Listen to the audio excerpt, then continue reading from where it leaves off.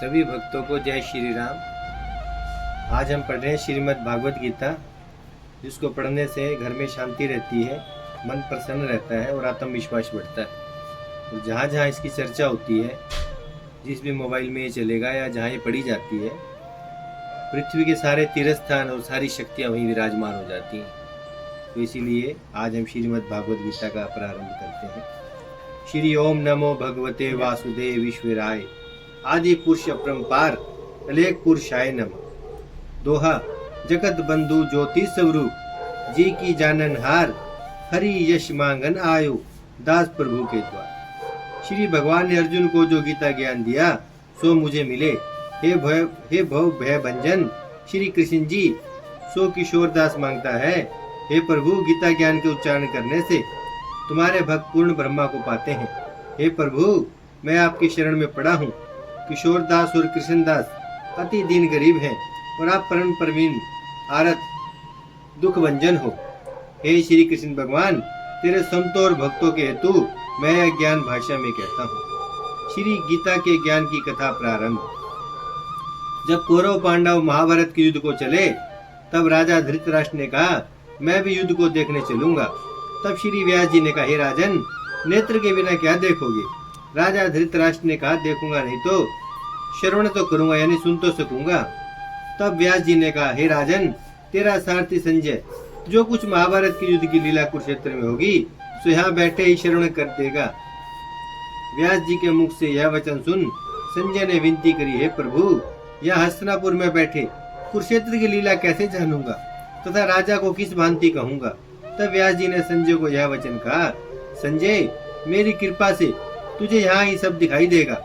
व्यास जी के इतना कहते ही संजय की दिव्य दृष्टि भई और बुद्धि भी दिव्य भई। अब आगे महाभारत का कौतुक कहते हैं, सो सुनो। 7 अक्षौणी सेना पांडवों की ओर, 11 अक्षौणी सेना कौरवों की, ये दोनों सेना कुरुक्षेत्र में जा एकत्रित हुई। धृतराष्ट्र ने पूछा, हे संजय, धर्म के क्षेत्र कुरुक्षेत्र में युद्ध की इच्छा से एकत्रित हुए मेरे और पांडु के पुत्रों ने क्या किया?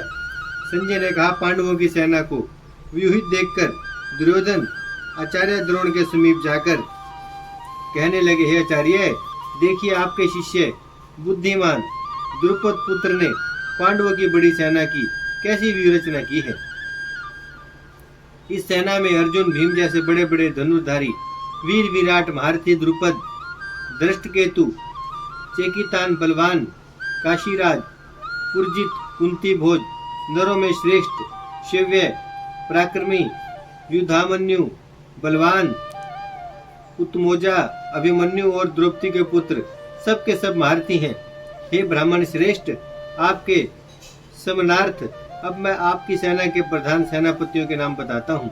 आप भीष्म, कर्ण, युद्ध विजय, कृपाचार्य, अश्वत्थामा, विकर्ण, सोमदत्त का पुत्र, भूरिश्रवा और बहुत से शूरवीर मेरे लिए प्राण तक देने के लिए तैयार हैं। ये लोग शस्त्र चलाने में अति निपुण हैं।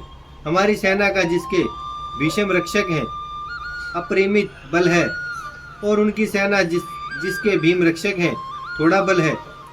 अब आप सब अपने अपने मोर्चों पर सावधान रहकर सेनापति की रक्षा कीजिए। भीष्म पितामह ने दुर्योधन को प्रसन्न करते हुए और ऊंचे स्वर में गरजते हुए शंख बजाया। फिर वहां चारों ओर शंख, नगाड़े, ढोल, गोमुख आदि बजने लगे, जिनका बड़ा भयंकर शब्द हुआ। जिसके अनंतर श्री कृष्ण और पांडव अर्जुन ने दिव्य शंखों को बजाया। श्री कृष्ण ने पंचजन्य और अर्जुन ने श्री देवदत्त नामक शंख को, और भीषण कर्म करने वाले भीम ने पौंड्रुक नामक बड़े शंख को बजाया। कुंती पुत्र राजा युधिष्ठिर ने, अनंत विजय नकुल ने, सुघोष और सहदेव ने, मणि पुष्पक और धनुर्नर, काशीराज, शिखंडी, दुष्टधुमन, विराट, अपराजित, सात्यकी, राजा द्रुपद और द्रौपदी के 5 पुत्रों और महाभाव अभिमन्यु, इन सब वीरों ने अपने अपने शंखों को बजाया। उन शंखों के भारी शब्द से आकाश और पृथ्वी गूंज उठे और धृतराष्ट्र के पुत्रों के हृदय कांप उठे।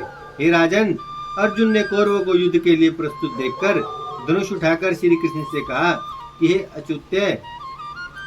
अच्युत, मेरा रथ दोनों सेनाओं के बीच खड़ा कीजिए, जिससे मैं युद्ध करने वालों को देख लूं कि इस रणभूमि में मुझे किन किन के साथ युद्ध करना होगा।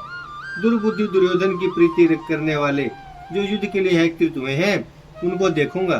संजय ने कहा, हे राजन, अर्जुन की बात सुनकर श्री कृष्ण ने भीष्म द्रोण आदि वीरों के सामने उत्तम रथ को खड़ा करके कहा कि हे वीर, युद्ध के लिए उद्धत इन कौरवों को देख लो। अर्जुन ने चाचा, बाबा, गुरु, मामा, भाई, पुत्र, पौत्र, मित्र, ससुर और स्वजनों को शस्त्र सुसज्जित खड़े देख और उसने इन दोनों सेनाओं में अपने ही सब बांधवों को देखकर परम दर्याद्र हुए यह वचन कहे, हे कृष्ण, युद्ध की इच्छा से आए हुए इन अपने बंधुओं को देख, मेरे अंग ढीले होते जाते हैं और मुख सूखा जा रहा है, मेरा शरीर बेकल होता है, गांडीव हाथ से गिरा जाता है। हे केशव, मुझ में यहाँ खड़े रहने की सामर्थ्य नहीं है और सब लक्षण में उल्टे देख रहा हूँ और संग्राम में अपने स्वजनों का वध करके कोई लाभ नहीं होगा। हे कृष्ण, मैं जीत, राज्य और सुख भी नहीं चाहता हूँ। हे प्रभु, हमको राज्य भोग तथा जीवन में क्या काम है? हे प्रभु, हमको राज्य भोग तथा जीवन से क्या काम है? क्योंकि जिनके लिए राज्य भोग और सुख की इच्छा की जाती है वे सब इस युद्ध में प्राण और धन की इच्छा छोड़ मरने को तैयार है।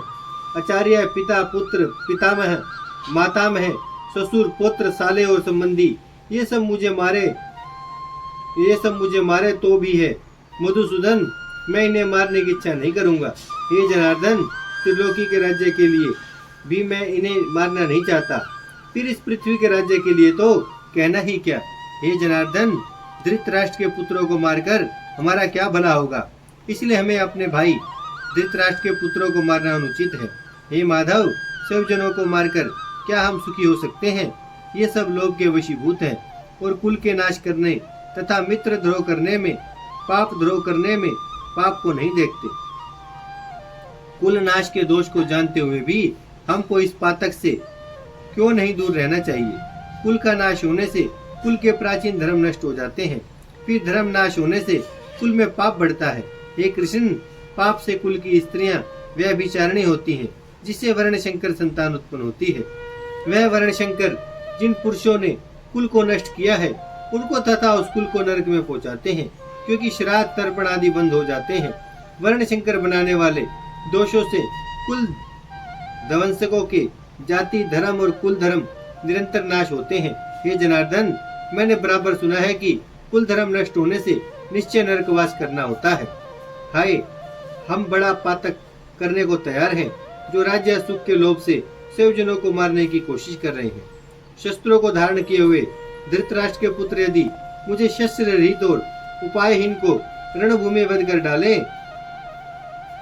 धृतराष्ट्र के पुत्र यदि मुझे शस्त्र रहित और उपायहीन को रणभूमि में वध कर डाले तो मेरा बहुत कल्याण हो।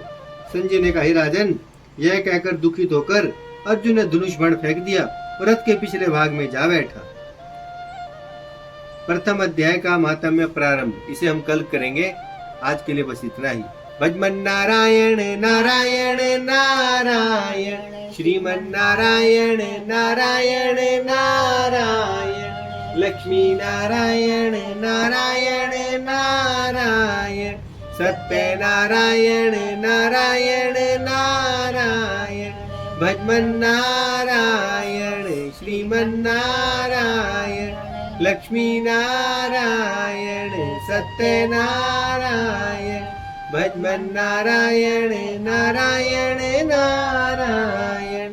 गीता माता की जय। ही कपड़े फेंक देना। गंगा मैया की जय। धरती माता की जय।